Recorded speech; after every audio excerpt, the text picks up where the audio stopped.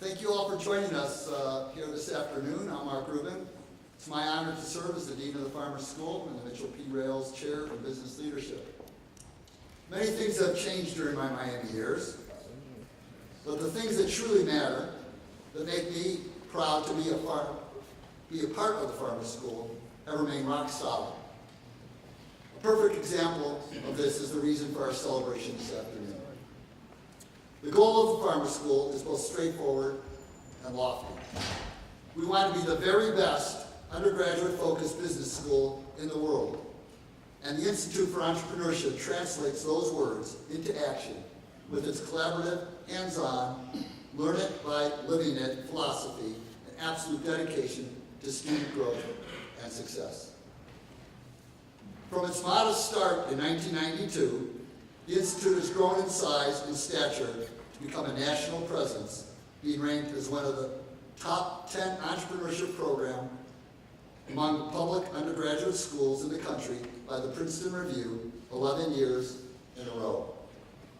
Currently, there are more than 2,500 undergraduates from 114 of 122 majors in Miami enrolled in entrepreneurship courses.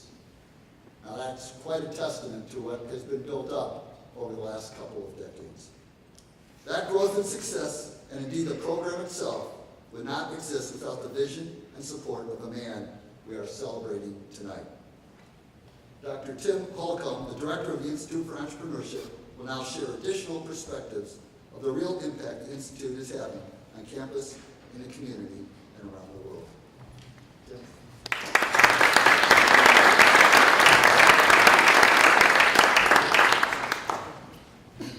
Thank you, Dean Rubin.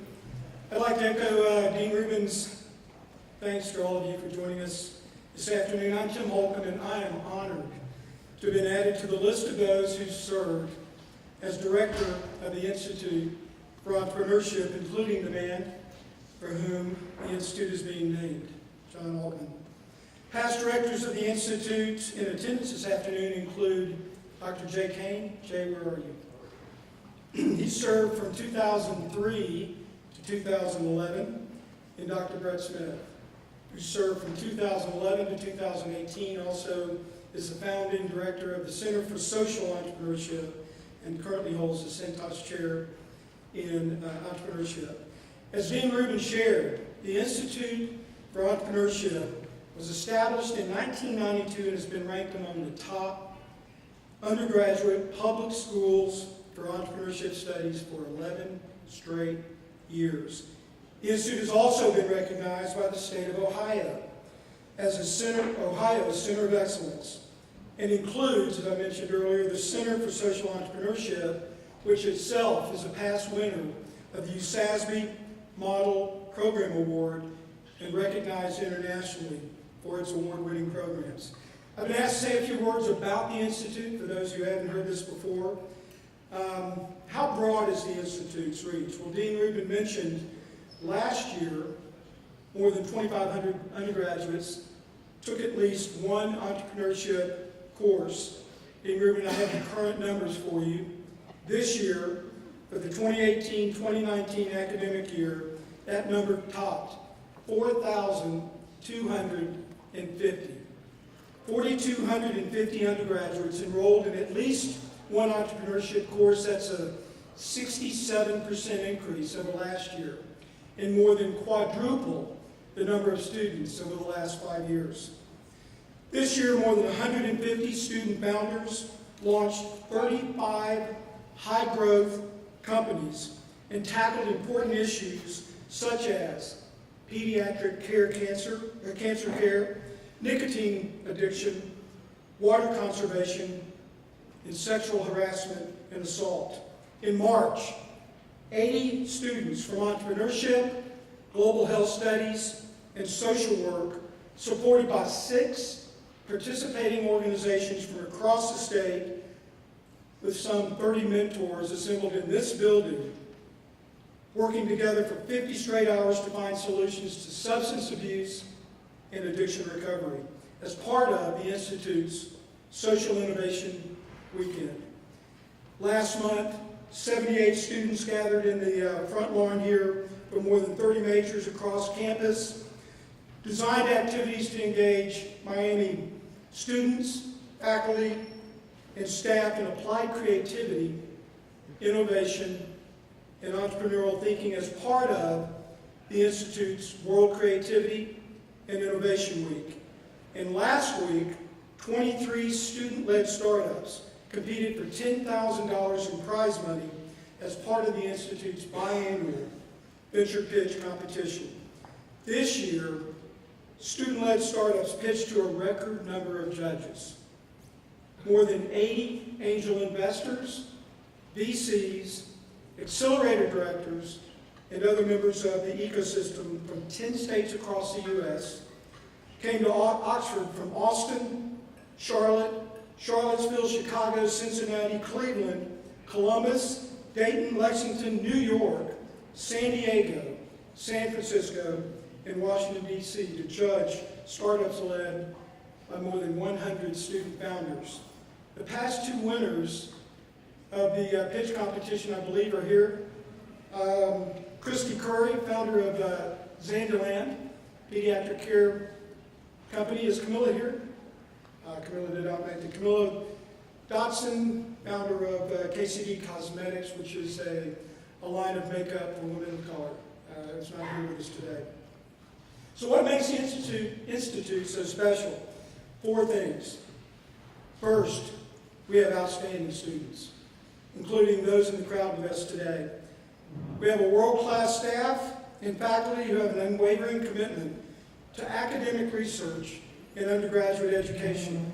Second, we have taken an interdisciplinary approach to scholarship that combines practice-based, immersive learning in startup and venture capital, social entrepreneurship and impact investing, corporate innovation and technology commercialization, and creativity and entrepreneurial thinking.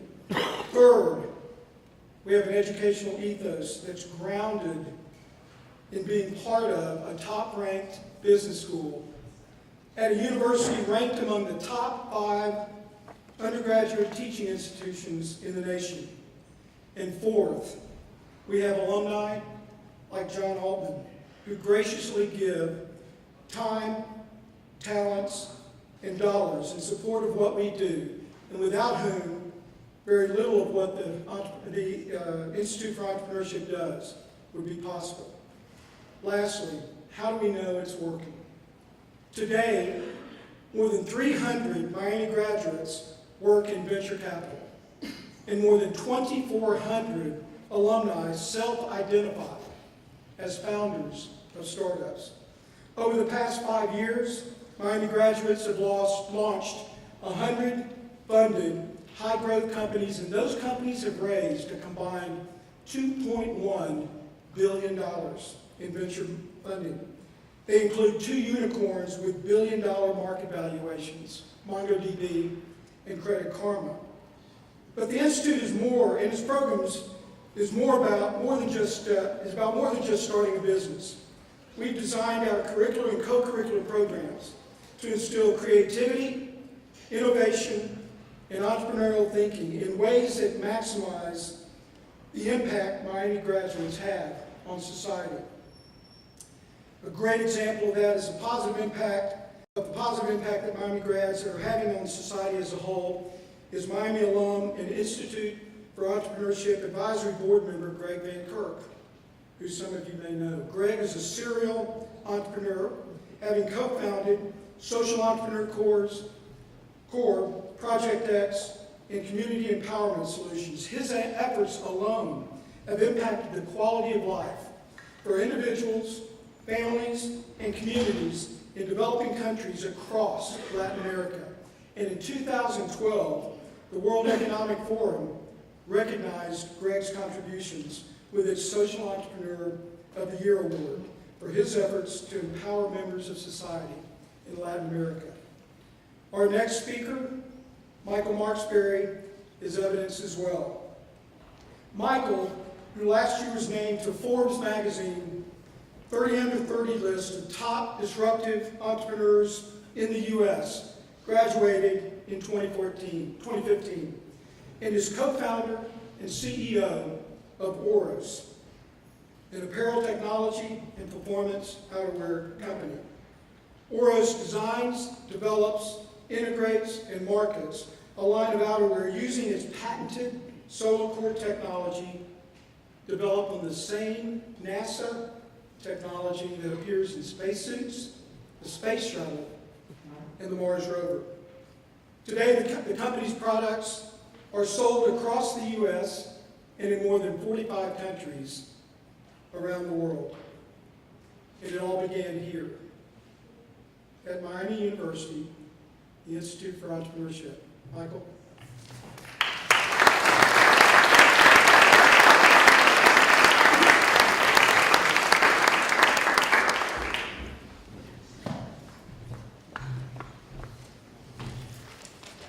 Thanks, Tim. So hey all, I'm Michael Marksberry, as Tim said, Miami University class of 2015. And Rithvik Venna, fellow Miami grad, and I co-founded a company called Oros, our sophomore years here at Miami University. My sophomore year, I went backpacking across Europe. I did a lot of cool things, but the coolest thing I did is I climbed the tallest mountain in the Northeast Swiss Alps. It was called Santos. Incredible experience, except for one thing. Has anyone here seen the movie A Christmas Story? Great. Remember the scene where Ralphie's younger brother Randy gets dressed up by his mom, comes out in that big red puppy coat, right? Can't put my arms in. That is dead on what I look like on top of this mountain. Tons of bulk, tons of layers. So I came back to Miami thinking that there had to be a way to cut the bulk, cut the layers, still stay warm. And at Miami, I was a science geek. I was pre-med. At the time, I was working in a lab. And through that research in the lab, I got really fortunate, and I ended up getting this scholarship created by the Mercury 7 astronauts. It was called the Astronaut Scholarship. And through the Astronaut Scholarship, I learned about this NASA technology called aerogel. NASA said that aerogel is the lowest thermal conductive solid in existence. A bunch of fancy words meaning that it's the best insulation in the universe. It was so good that NASA was using this stuff to insulate the space shuttles and the Mars rovers. So I'm thinking, like, wait a minute, space is negative 455 degrees Fahrenheit. How come we're not using this stuff in apparel, right? Back to when I looked like the Michelin Man on top of the mountain, here's a beautiful solution wrapped in a silver bow. So I actually pitched the idea to Rithvik Venna over in King Library right before an organic chemistry exam. I said, hey Rith, what if we took this NASA space shuttle installation and put it into apparel so you could have really thin gear that actually keeps you warm? And his eyes lit up. He's like, yeah, I hate being cold. Dude, same here. So we ended up taking some of that money that we had and dumped it into working with aerogel manufacturers. Found out super quick why no one was taking aerogel and putting it into apparel. So it turned out aerogel was super brittle. If you poked it, it would shatter into 1,000 little pieces. Really bad news bears for apparel. So our passion project became trying to figure out a way to take the best insulation in the universe, this aerogel stuff, and just make it flexible and durable for apparel. For Rith and me, that was the easy part, right? We were science geeks. We could figure the science out. What was kind of harder for us is, something we've never done before. How do you get customers? How do you validate a business model? How do you build a business? And we learned right across the way there was this thing called the Institute of Entrepreneurship. And so Rith and I walked over and we signed up for our minors and we started taking classes here. And the experiences that we got from the Institute are things that will go on with us for life. A couple examples. So we learned how to get customers. We learned how to validate a business model. And my first class ever at Miami University, taught by Mark Lacker, who I think is here, he handed me a book called Running Lean. Running Lean broke down entrepreneurship into something called the Lean Canvas model. And it compared entrepreneurship to a science experiment. How you have a hypothesis, and you test your hypothesis, you learn from that hypothesis, and then you take those learnings from your experiment and use that to modify your hypothesis accordingly. Mark helped frame for me how entrepreneurship works. In addition to that, we also learned life lessons. I remember one day, John Altman actually came into our class.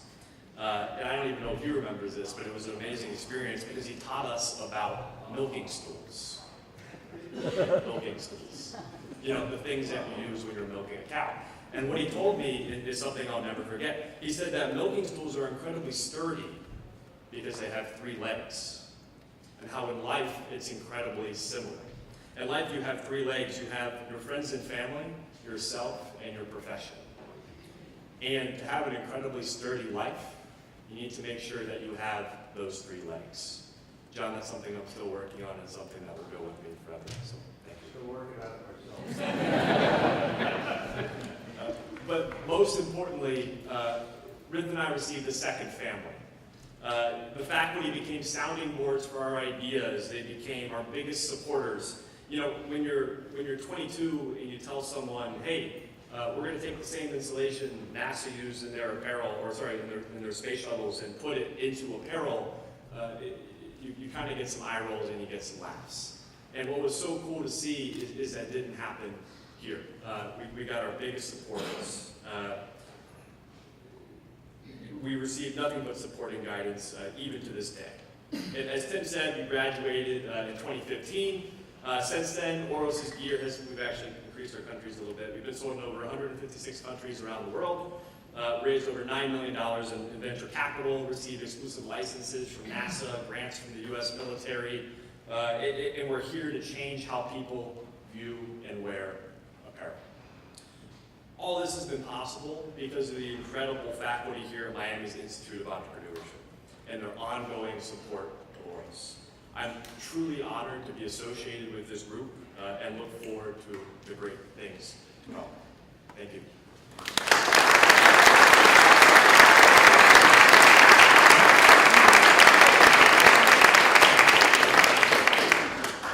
I'd now like to welcome Dave Budig, Chairman of the Board of Trustees at Miami University. Thanks.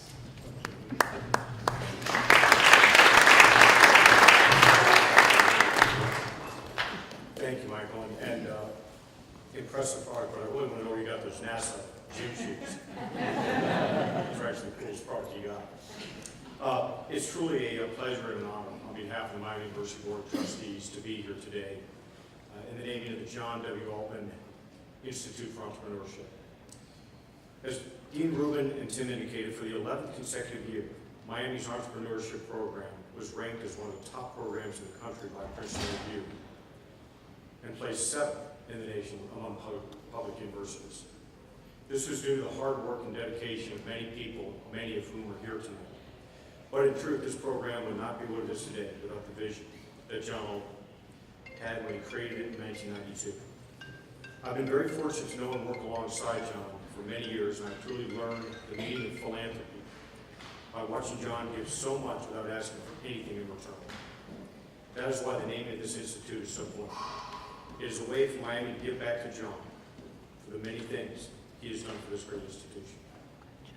Over the past 59 years, John Altman has tirelessly given his time, talent, and treasures to Miami. All that you have to do is walk around campus and see the many contributions John has made. To name a few, the Altman Summer Internship Program, the Altman Scholars, the Altman Faculty Program, the Altman Graduate Fellowship, the Altman Symposium, and of course his devotion to the Humanities Center. In addition to these contributions, John has provided his guidance to his alma mater through his service on the Alumni Board, the Foundation Board, the Business Advisory Council, the Board of Visitors, and the Board of Trustees, to name just a few. There's so many other gifts we could elaborate on, but I believe everyone knows John's heart is just tremendous. And there's not enough time to name all of the things he's done for this university. And by the way, John, Tom was very happy for the treasures that you were providing my university. With all this being said, it's my honor on behalf of the Miami University Board of Trustees to officially recognize the naming of the entrepreneurship program as the John W. Altman Institute for Entrepreneurship. Thank you again, John, for all that you've done for this great institution and what you've done for me. It is now my privilege to ask Miami's 22nd President, Dr. Gregory P. Crawford, to come forward for some comments.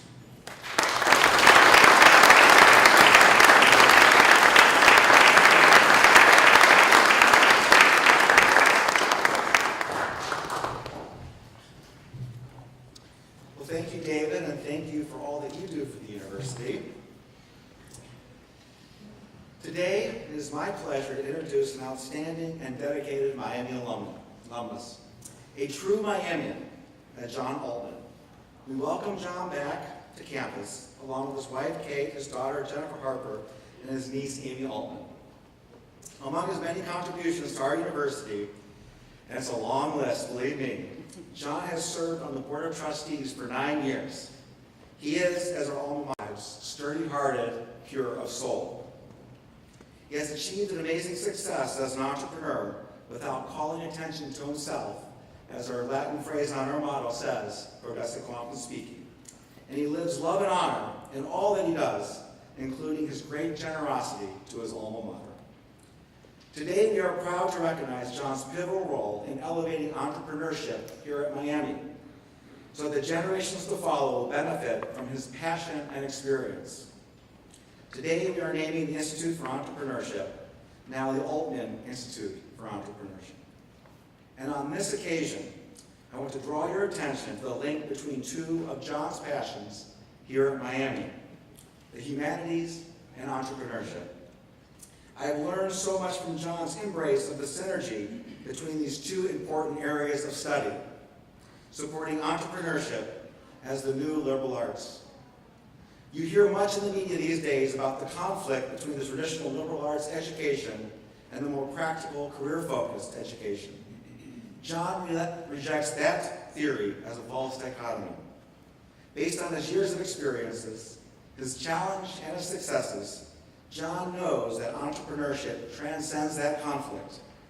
Career and personal success calls for a certain kind of person, formed in character and intellect by the humanities, as well as business and technical acumen shaped by entrepreneurial thinking. Successful entrepreneurs experience issues like ethics, communications, and history, and apply that knowledge to the human benefit in the real world. For our students, this partnership elevates their vision and virtue, their vocation and avocation, while equipping them for top levels of service and success in society. On a personal note, I love my conversations with John around entrepreneurship and the humanities. They are deep and intellectually driven about the power of creativity and imagination, and how John's vision for this type of interdisciplinary training can come to life here at Miami. John's wisdom in the classroom while he was teaching, his mentorship of the many students, his intellectual and applied input on his many boards and committees at Miami has left an indelible mark on this institution that we all love so much. John understands this synergy and its powerful impact on the education that every Miami student receives. In theory and in practice, entrepreneurship at Miami is integrated with nearly every major on campus, and students test their ideas in real-life experiential learning. John's selfless giving positions Miami on the leading edge of this emerging synthesis, accelerating the university's fulfillment of our mission and purpose. The flourishing of our university and all those it empowers will be a legacy of John's passion and vision forever. It is with deep gratitude and admiration that we honor and celebrate John Altman today. John?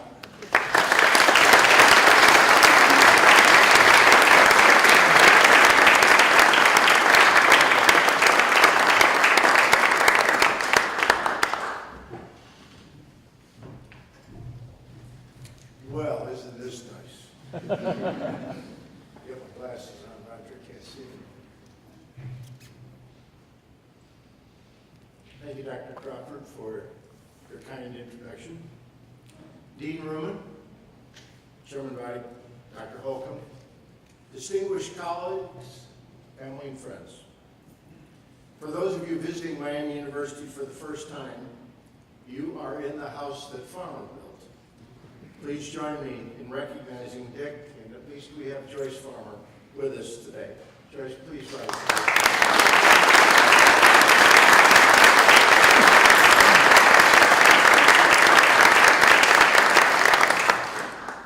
In 1987, a seminal article was published in the Harvard Business Review.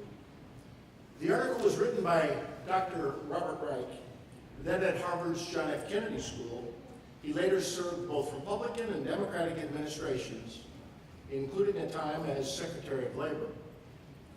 Titled Entrepreneurship Reconsidered, The Team as Hero, his article forever dispelled the uniquely American myth that entrepreneurs single-handedly overcome adversity to create opportunity, jobs, and wealth.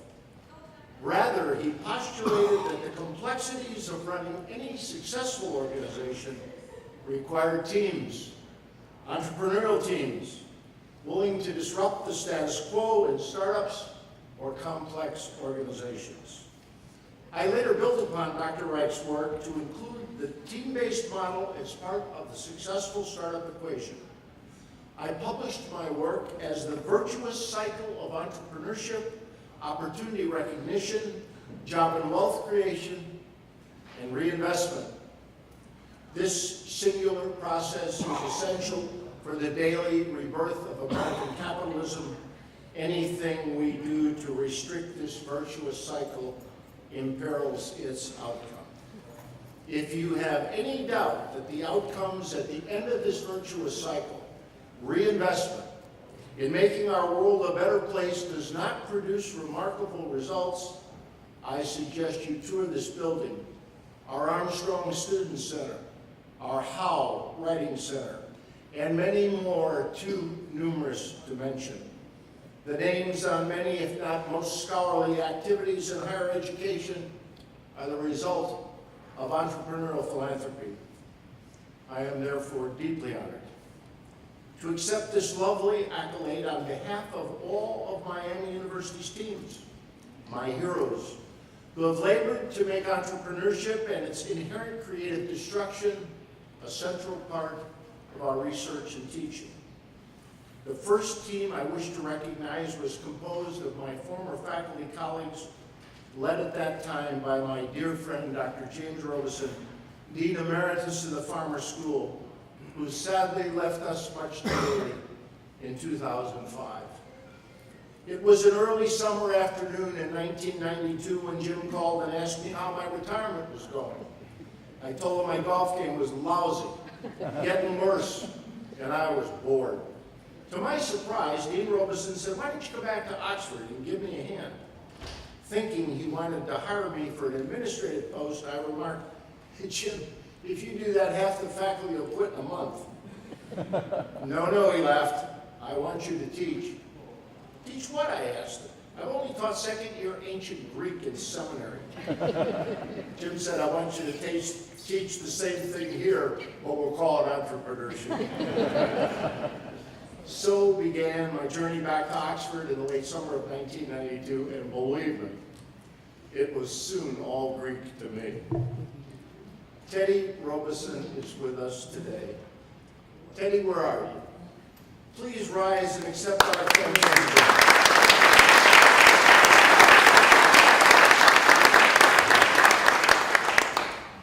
Who first conceptualized that entrepreneurship had to be an important study at Miami University.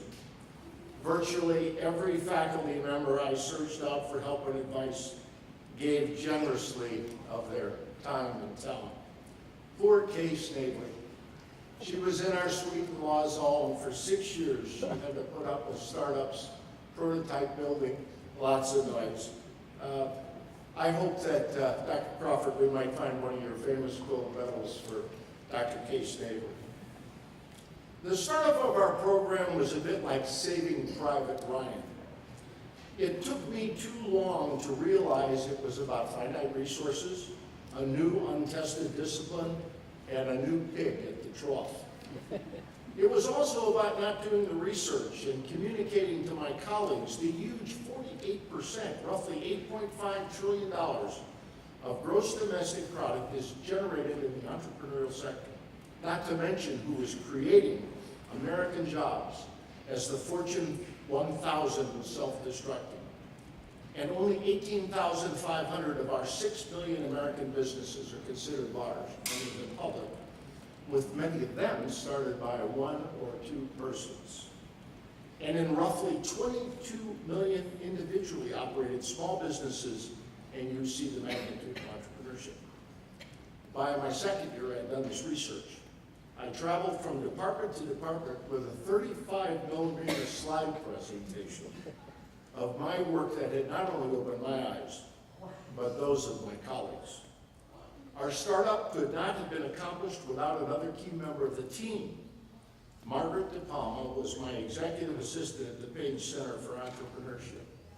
She had deep Miami staff connections and ran interference when I had no idea how to get something done. Let me give you an example. I wanted to get our suite painted, add new furniture, carpets, so we could at least appear legitimate. The waiting time, I was told, was 3 years. I told Margaret. 3 days later, the painting started. 1 week later, the furniture arrived. The payback was I ended up teaching half of our maintenance department's kids. We did have some resources, and Margaret's standing right over here. Thank you, Margaret.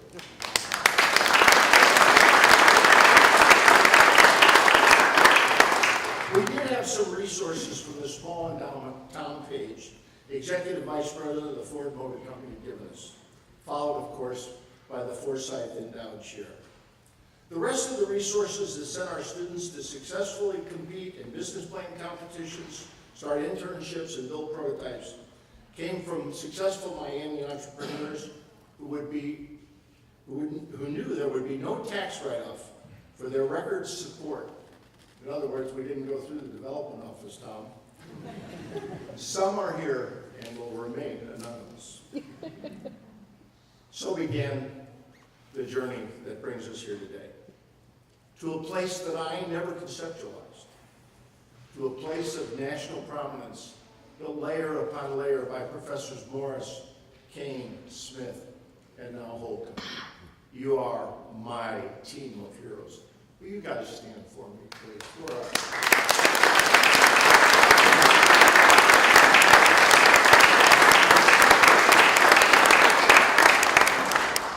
Today, the Miami University Institute for Entrepreneurship team teaches over 4,000 students, has 19 courses, 13 professors, 4 endowed chairs, and 1 endowed professorship.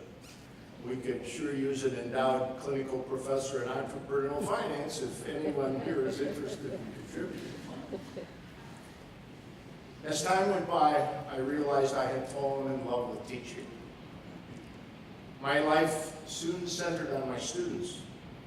I taught summers in Luxembourg and seminars in Singapore with Jay Kane, my colleague from the Kauffman Foundation. Later in Chile, Russia, and Australia, we even addressed parliaments and worked for Lee Kuan Yew in Singapore as he changed that country. A senior Fulbright allowed me to preach the gospel of entrepreneurship worldwide. Many of my students went on to create hundreds of exciting businesses, including Skype, begin their own families, and visit us every year at Lake Tahoe. A few have joined us today. I see them around the room. Give me a wave. I'm so glad that you all came. Thank you. Hopefully my students will follow their old professor's example when they are blessed with the last stop on the virtuous cycle of entrepreneurship, giving back. And allow me to introduce 2 very important people from my Miami years. Has Vita Etheridge been able to make it today? Vita, there you are. The first is Vita Etheridge, whose husband, Dr. Robert Etheridge, was Dean of Men, a World War II aviator. We first met, unfortunately, when Mike Armstrong and I spent more time in the Dean's office than he did. You see, we were in neighboring fraternities. I don't know if Mike Armstrong is caught up with the ship tonight, but I can tell you, if it were not for Dr. Etheridge's wisdom, his fairness, and forgiveness, Mike and I would not be here today. And I think Bob would be very pleased and very proud that Etheridge Hall is close to his Armstrong Student Center. Vita, please rise and know how much we love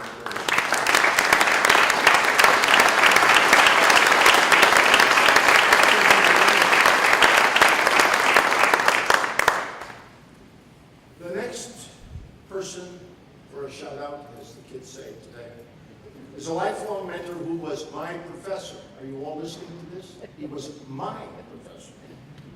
Dr. William Pratt's lectures on American literature and modern poetry still resonate. We stood on your shoulders. Bill is here with his lovely life, and please stand and be recognized.